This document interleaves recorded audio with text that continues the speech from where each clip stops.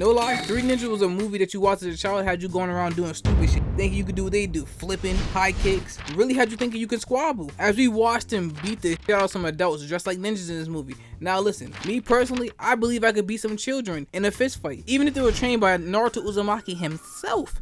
I'm almost confident in my skills to handle them. No Cat Williams, I think I can handle them. And the reason why I said that is because the adults in this movie cannot knuckle up to save them lives, except for one or two.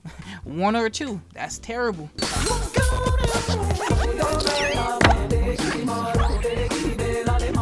We begin the movie, of course, with the grandfather teaching his grandson's martial arts. You can't violate without a little practice first. Now, I can't say I don't see why the father doesn't want his children learning how to become ninjas, because this kid jumped straight down from a tree that had to be at least 20 feet, legs gone, in front of a car. Legs gone again. Look at this kid. He seen what his little brother did and was like, that I can double it. Forget his legs, he would have lost his life. And if he did survive, he'd been talking on a little computer like Stephen Hawkins. Plus, I thought ninjas were supposed to be quiet in the pursuit of their target. They kept screaming before they launched their attack. Like, what's the point in hiding? So after trying to assault their grandfather leading to failure, he gifts them some masks. But let's be honest, if they were fighting some real menaces, packed up instantly. So why even give them ninja names? That's nepotism at its finest right there. We can skip a little further into the movie to see this arms trade. You gotta introduce the antagonist of the movie. Now listen, I know I have some insight since I've seen the movie already, but come on, this man looks like a cop. You can see it. That's obvious. But I guess the reason he didn't call the strange man into question was because he's stupid. Just watch this man. Was this necessary?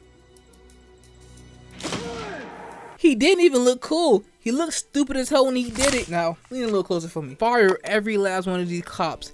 Please fire them. Because this man, not surprisingly, pulled his badge from his pocket after seeing the weapon. Every other cop popped up with their guns drawn and everything. This man got himself folded like a dollar bill with a backhand and used as a hostage. Then this cop, I'm certain it's the Three Ninjas' father, told him to hold their fire. I'm like, sir, that is an armed dealer. We gotta put him down now. I would have been like the cop that heard the acorn fall into the top of his car.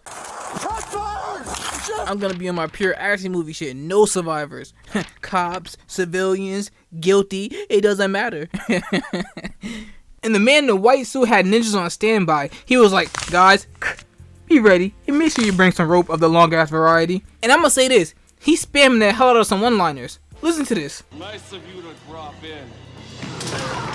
Was he talking to the ninjas or the cops? I don't even know. It could have worked for either one of the two. Tell me why White Suit violated two more cops escaping to the roof. Like, this dude had a whole shotgun in his hand and he fumbled. Fire them. Don't ever let these niggas be cops again. And then after making it to the roof, he drops yet again another one-liner. I'd love to stay in chat, but I've got to fly. Please. Guys, I love a one-liner just like the next nigga. That's enough. That's enough one-liners. And he didn't hear the copter? It was right underneath him. Not only is he a trash cop, he's dead, he has an aim of a stormtrooper. After that pitiful performance that this man put on, shooting 0 from the 3, Pinky pulled up, to paint a silver lining on the situation. Agent Green survived. They collected all the guns. No. This man said, Agent Green, he wanted him some of that white suit. I'm just saying, if you feel like that, why'd you tell him not to fire? You should have gave White Suit the white beard treatment. I'm just saying. So apparently, White Suit know a lot about his main opposition's family, like who his father-in-law is. So he went to pay him a visit. You're telling me, because this man is trash at his job, his children are in danger. I'm not gonna blame him by himself. It wasn't him on Dolo who was trash. The whole group was collectively ass. But the incompetence nonetheless put his children in danger. Let's get to the scene. Ninjas running in broad daylight with swords. Yeah, stealthy. I like it. Like, how did he even get there? It seems like they brought one car with them, that limo. But they came running from every direction. I'm not walking to a squabble.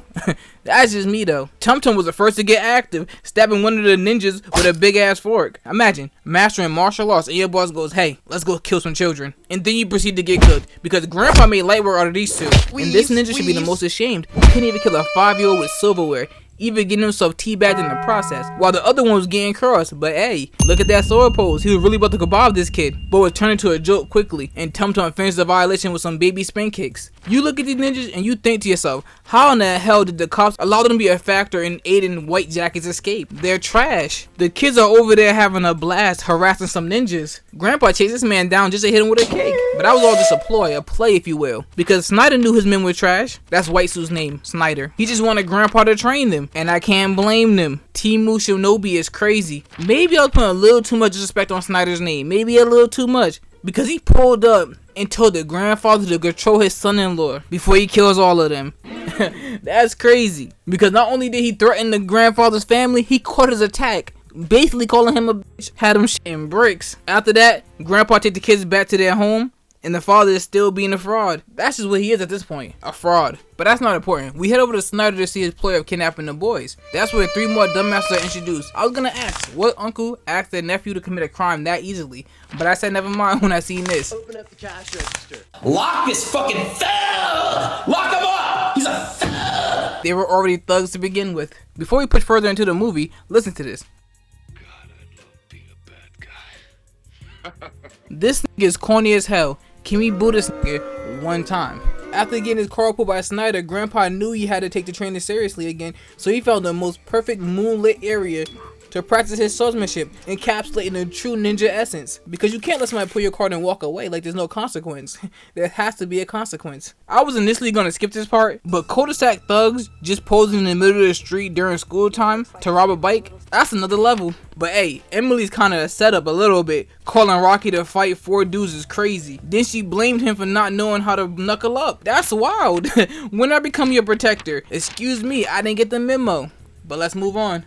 I can just tell Snyder been to a certain island with shit like this. You just get those kids tonight. I want those kids. But anyway, Grandpa was on his Batman shit stalking Snyder. But my question is, why didn't he just tip him off to the FBI? He had his location and everything. Another raid could have happened promptly. I guess he had a bigger plan in mind though. We head back to the boys and their parents are going out, giving the 3 guys a chance at kidnapping them. But before we get into that, watch this. As she closes the door, her earring falls. I guess the take was so good they couldn't redo it. But back to the movie. Colt discovered that the grandfather might be a criminal because he's former friends with Snyder, leading to a moral dilemma. But there was no time for that because the 3 pulled up to complete their task. But so much for stealth. They used porno level acting, pretending to be pizza boys, and as soon as the babysitter opened the door, they pied her. The fact that she sat there quietly in that closet shows me she got good survival instinct. She was like, they're not here for me. Let me sit my ass quietly on me. I'll probably do the same. Colt seen them and warned his brothers. Rocky wanted to use Emily to call the police, but this nigga Colt was like, if we can take them downstairs. But that's all it took to get Rocky aboard with squabbling with armed intruders. They got suited and ready for some Home Alone tomfoolery. Another side note, that pizza looked nasty as hell. But back to the foolery. This was the most ninja shit I've seen in the movie thus far. The kidnappers burst into their room, but the boy turned to a hide-and-seek demons. Well, maybe. I never seen a ninja in real life. I'm assuming that's what they do. Stealth. They split up, each of them making a ploy to fend off the kidnappers. Colt created an all-white fit, having Rocky lock the kidnappers in a room with him so he could violate them in a goofy manner while using a dart to make them attack themselves. Tum Tum was coating the floor with oil and soap, so when they finally come out, they'll bust their ass on some life alert shit. Once the kids you're supposed to kidnap use you as a bridge to cross, you're trash. Pack it up. There is no longer a need to embarrass yourself. Almost, if not all adults, are useless in this movie. Not gonna lie, this was less martial arts and more Home Alone, but they do start to get a little more active. Rocky wrapped the strap around this dude's neck and started dog walking him. Ace Town stopping his guts. Next was Colt's turn. He was running that shit, carrying a 1v2 effortlessly. Kicked one in the chest, he was floored, light work. Then catching the other with a spin kick. He wasn't done, he had to get a double kill drop kick. Rocky over there one step away from committing murder. He would have had a whole body. Neck broke, soul gone. Started treating this dude's execution like he was in gym class. We get back to Colt, he was just feeding on the dude, raining down a storm of punches. Pause. It was a good thing that Maury, their grandfather, taught them to defend themselves. But when Colt picked up that weapon and smiled, I instantly thought, school threat. Colt, put down the weapon. You're still young, you don't have to go down this path. I mean, you kinda do, you know, they are there to kidnap you, so I'm not gonna halt your grind. But then he started to chuckle as he strangled him. His antics had these burnouts terrified. They pulled out their guns. You know you're cooked if you're pulling out guns to fight children. But that didn't stop Rocky because he started rocking them, punching him into the air while he fly like this. If this was me, I'm not gonna allow this to continue. He better hope I can't grab my gun. I know he's a child, but I have to shoot him. Whoa, calm down, Jamal.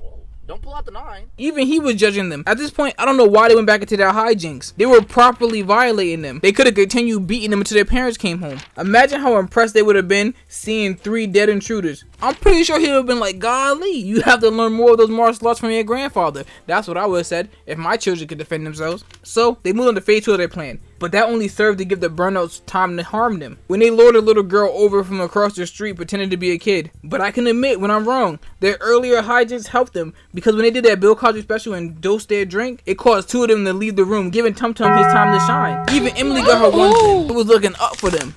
They were really showcasing their skills. But everything changed when a big body bodyguard and a ninja with an assault rifle appeared, kidnapping the boys. Then you have their grandfather walking through the night with a katana, dressed in his best bedding, a silk ninja fit. That's a sight to see. Now we get to see the grandpa running hands for real. But this man Snyder trying to really be a villain. Snatched grandpa out of the huddle with his grandkids and try to get to work, but wound up being manhandled only for a brief moment though. Because he started using this man's arm as a sheet of paper, folding it like an origami, out to try to make a fortune teller to see if he's gonna win the fight. They were trading blows, you know, boxing. But then their grandfather about to pull out a katana. Was he really planning to split this man in half, trying to show his grandkids the real secret art? PTSD? But Snyder stomped his size 12 Yeezy socks on the hill, sparing those kids' mentals. Then he socked him in the face, turning him into Sonic. This right here is where my confusion starts. First thing, what secret art is eating your katana? And the second thing is, where the hell you get the second katana from? He was really trying to murderize Snyder with sword swings filled with that killer murderous intent. Especially this one. That right there was a bowel cleaner. Pal. And it's too late. Listen to how excited Tum Tum was to see his grandpa send someone to the afterlife.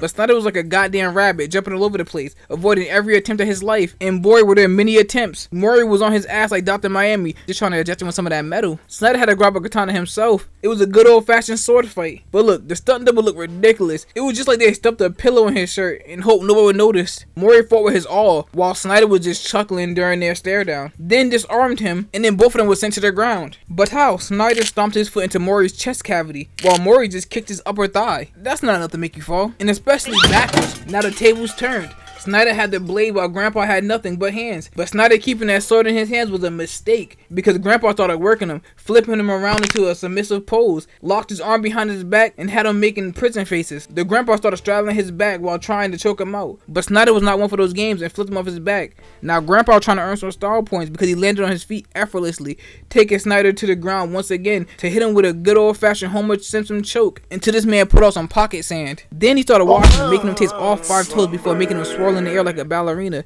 The Grandpa looked up with that "I'm getting cooked, aren't I" face. Yeah, you are. But we all will fall victim to some pocket sand. That shit's deadly. This nigga Snyder's a menace, like real deal psychopathic. He lifted Grandfather in the air, had his feet dangling, turned to the boys and said, This is your man.